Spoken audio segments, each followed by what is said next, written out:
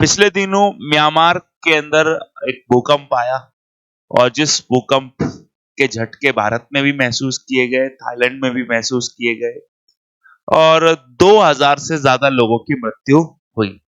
इसकी जो तीव्रता थी वो 7.7 थी, आप यहाँ पर देख सकते हैं। और 28 मार्च को म्यांमार के अंदर ये भूकंप आया था जिसने मांडले और संगाई जो इलाका है उसको काफी हद तक प्रभावित किया। आप भूकंप की तीव्रता इस बात से मेजर कर सकते हैं कि सैटेलाइट के द्वारा इसकी इमेज जारी की गई। कैस्ट्रोसैट नाम सैटेलाइट है भारत की, कार्टोसैट, और कार्टोसैट 3 सैटेलाइट के द्वारा हमें एक इमेज के थ्रू बताया गया। तो आप यहाँ पर देख सकते हैं कि आ, सगाइन के अंदर एक, ये देखिए आप, बड़ा सा गुंबद था, देखिए, है ना। और ये किस तरीके से डैमेज होता है आफ्टर द,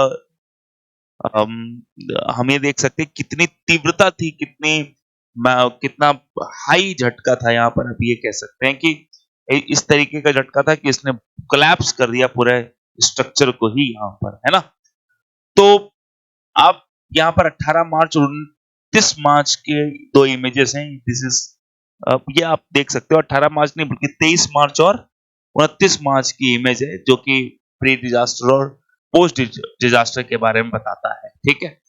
अब आप कहोगे कि इसमें हमारे लिए क्या है, क्या ये फोटो पूछेंगे? नहीं, फोटो तो नहीं पूछेंगे, लेकिन जो कार्टोसैट 3 सैटेलाइट है उससे रिलेटेड कुछ बातें आपसे पूछ सकते हैं, ठीक है, क्योंकि इसी के द्वारा इसकी हाई रेजोल्यूशन इमेज इसने ली है, कैमरा के द्वारा ली गई, वो यहां पर क्वेश्चन पूछ सकते हैं, ठीक है।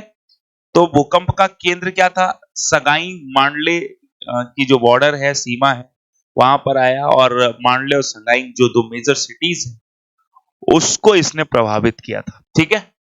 और म्यांमार, थाईलैंड और भारत तक इसके झटके महसूस किए गए, लेकिन भारत के द्वारा म्यांमार को फिर ह्यूमैनिटेरियन असिस्टेंस यानी कि मानवीय सहायता भी उपलब्ध कराई गई। तो भारत अपने हिस्से का काम हमेशा करता है, और चूंकि हम भारत के लोग मानवीय सहायताओं में काफी भरोसा करते हैं, इसलिए हमने उनको मानवीय सहायता भी दी।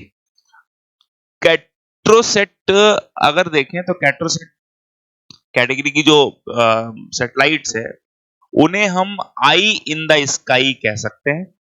और आई इन द स्काई का मतलब क्या है कि इनमें बहुत ही हाई रेजोल्यूशन कैमरास लगे हैं। तो जैसे आपका मोबाइल होता है, क्या करता है, जितना रेजोल्यूशन टॉप क्लास का रहेगा उतनी दूर की पिक्चर खींच लेता है ना, और उतनी साफ पिक्चर खींचता है। तो ये एक तरीके से 700 किलोग्राम की एक सैटेलाइट है, और इसका ये सैटेलाइट जो है वो अर्थ ऑब्जर्विंग सैटेलाइट है। और अर्थ ऑब्जर्विंग सैटेलाइट का काम यह है कि ये अर्थ को ऑब्जर्व करती है, हमारे देश पर खासकर निगाह रखती है, सो दैट ये हमें बता सके कि भाई भारत में कौन सी गतिविधियां हो रही हैं, क्या हो रहा है ना। तो ये basically it offers a resolution of about 60 centimetre for a colour image. तो ये कलर इमेज आपको प्रोवाइड कराती है, ठीक है। और हम ये कह सकते हैं कि इसे बेसिकली कंसिडर किया जाता है, ये एक बेस्ट आई है इन द स्काई जहां से निगरानी रखी जा सकती है। कई बार मूवमेंट होती है। अच्छा, इन सारी सैटेलाइट्स का फायदा क्या होता है? एक सैटेलाइट का फायदा हो सकता है कि कई बार कोई बड़े हथियार और बड़े तस्करी इस तरीके के कैंप्स ये कोई चला रहा होता है, तो ये ऊपर से इमेजेस वगैरह खींचकर बता सकती है। या फिर कई बार कुछ नेचुरल डिजास्टर होते हैं, जैसे बाढ़ है या सूखा है, या फिर इस तरीके की कोई आपदा है जिससे कई सारे लोगों को, भूकंप जैसे मैंने अभी देखा, लैंडस्लाइड था, है ना। तो इन सारी गतिविधियों से जो प्रभाव पड़ता है उस प्रभाव से भी की इमेजेस को भी ये बहुत क्लीन तरीके से कैप्चर कर सकते हैं।